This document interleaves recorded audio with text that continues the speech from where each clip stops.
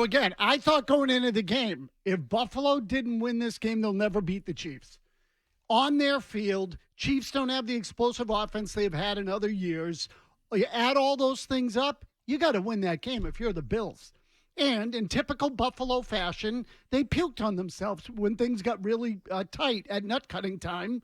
And I'll add Josh Allen to that list. I don't understand some of the play calling and decision-making at the end of that game with regard to throwing the ball into the end zone on second and third downs when you had plenty of time still to move it closer, get yourself a guaranteed field goal, and then take some shots in the end zone if you wanted to. They didn't do that. They made the field goal tougher in the process. Then they missed it, not to mention some of the stuff that took place at the other end of the field, the fake punt, the whole thing. Whatever emotional trauma Buffalo suffers, they deserve. So that's a Buffalo thing. Oh, I think a lot. Well, look, a lot of it's Mahomes. Don't get me wrong. But Buffalo was in control of that game. I thought for the most part, the Chiefs were kind of trying to keep up with the Bills. And then the whole thing flipped. And they got to the end of the game, and they were still in a spot to win it.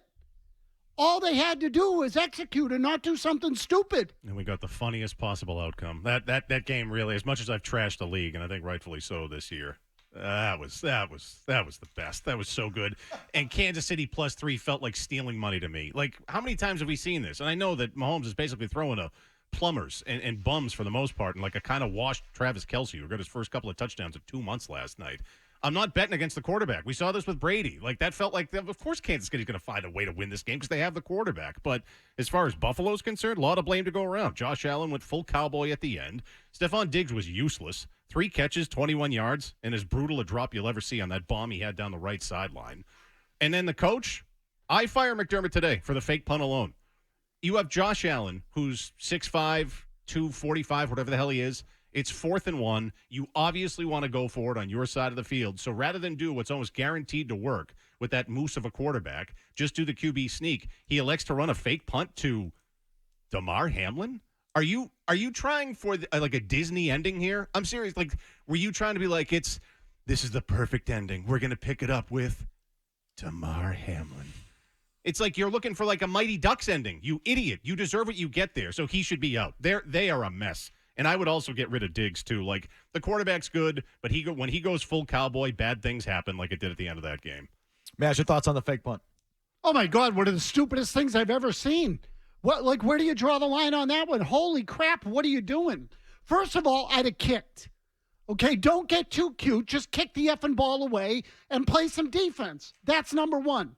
Number two, if you're going to go for it, why line up for a punt at all and fake it? As Murray said, you've got the best weapon on the field. Put it in the quarterback's hands and let him run or throw. Either or. Take your pick. He's unstoppable on the run. Yeah. I mean, really, you're going to need 4 guys to tackle him. And then, because again, Romo was saying during the broadcast, forgive me, like for coming out of the gate on, Go. But Romo said during the broadcast, the Chiefs only had 10 guys on the field, so they made this decision on the fly. They saw the opportunity. They snapped it. They went. Not based on what McDermott said after the game. McDermott said they liked the idea of deception. That's why they went with it. What? Are you stupid? He deserves to lose his job. The coach is the problem there. You think? They have the players. And look, they were the other thing is they were weak in the linebacking core because of injuries. I get that. You're going to let Travis Kelce beat you of all the guys on the field?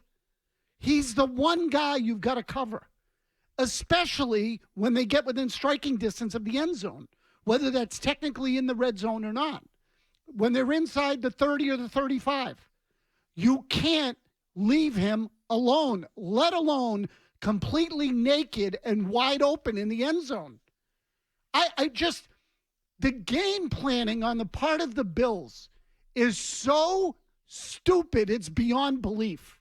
You don't look at Josh Allen, so you got the ball in your hands at the end of the game, and it's up to you? Definitely. I mean, one of the throws you're complaining about, throwing into the end zone, he had him. It was 10 on the crosser. Yeah. He had it. He didn't step into the ball. He didn't throw it. Correct. He didn't put it where he could have put it. That was open for a touchdown. Yeah. Definitely on Allen, too. No doubt about it. And so I include him in the decision-making when I say the decision making. Some of it's the quarterback. All he needed to do there was move a little right and then really sling it. He short-armed it. And then Romo's there making excuses like, no, he had someone hit him there. And then they replay it. And, yeah, he doesn't get hit at all.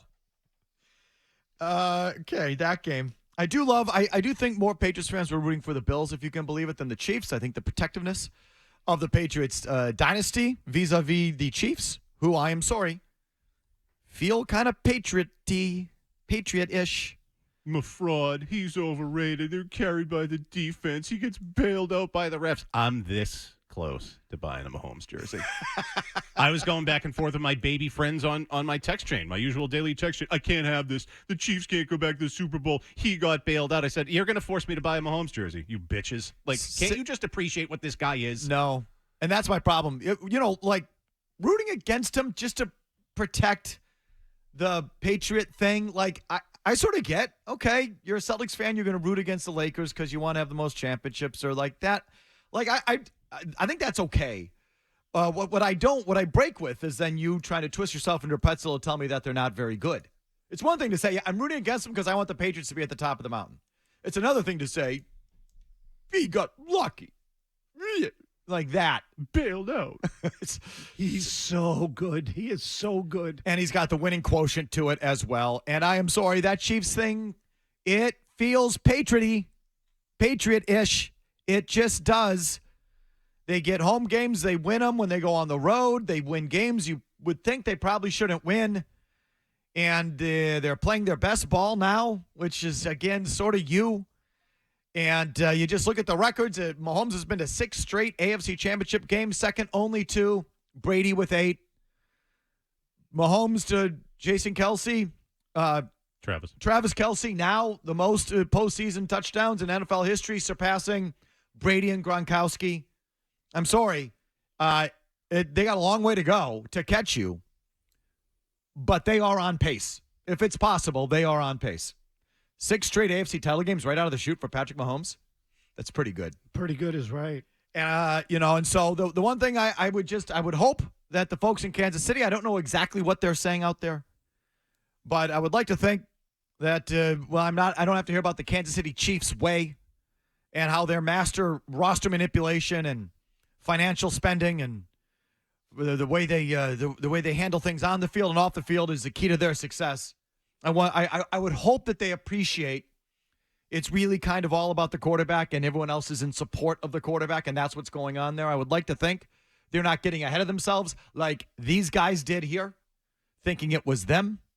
I don't get that sense there in Kansas City. I think it's an appreciation that it starts with Mahomes, ends with Mahomes, and everything else in between is just in support of that player.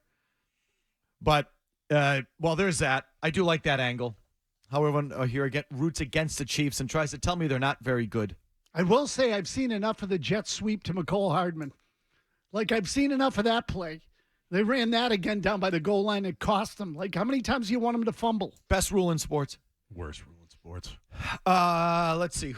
Which of you I cut and pasted all your notes this morning. One of you wrote, stand by, please. If it was angry, it was probably me. Oh, definitely, yeah. Someone wrote, Jared Goff is good. No more debates. Top 10 quarterback for sure. Oh, that was me. Someone else wrote, Jared Goff still keeps getting away with terrible plays that people keep immediately forgetting for some reason. Yeah, there's instant amnesia with this guy's play in these last 2 playoff games. But fine, no, they are winning, and I want the Lions to win. I actually do. But last week you had the one where he's getting sacked, and he does the, all right, please, someone catch it. He gets away with that one. And then early on in that game, I think the Lions were up 3-0. It was when they first settled for the field goal. It was a little tight early. Goff throws it right into the hands of one of the Tampa Bay linebackers in the end zone. I think it might have been White, and he dropped it, and it's like, oh, there he is again. I know he's still in there is the point. Yes, he's playing well. Yes, I want the Lions to win. That'd be a great story. But don't tell me he's, like, good and great now. He's still in there. The real Goff is still in there. I didn't use the word great. I used the word good. And top 10. That's offensive enough to me. He's a top 10 quarterback in the league. I'm sorry. He doesn't throw a ton of picks. He throws a good ball over the middle, although that was true in Los Angeles too. But he's gotten better. He's improved. And he doesn't get nearly as rattled as he used to. He's a good player. He's got good weapons around him. Don't get me wrong. I don't want to minimize that either. But you know what? You could do worse than him. I've always liked him. I don't know. You know, I just have this weird thing that I like to give credit to quarterbacks who win. And he's typically won. And certainly I'm not going to tell you he's like some sort of special physical talent. He's obviously not. But there's only 2 or 3 of those guys at any given time. And so unless you get one of those 2 or 3 guys at any given time, you're going to have to live with something that's a little less than Patrick Mahomes. I mean, either it's Patrick Mahomes or you suck. I know Maury and I go back and forth on this. I just can't. I can't do that thing. Either you're Patrick Mahomes or Tom Brady or you blow. Like there's just, I need a little bit more than that. And Jared Goff, I think, is more than adequate. I'd take him on my team. No, the Murray scale goes 0, 1, 2, 10. I mean, I don't even know if there's more than 2. Right, Burrow's exactly. in there, too. Let's be fair. Okay. So you're either Burrow, Mahomes, or Brady, or you suck. There's got to be a little in between there. And Goff certainly is it.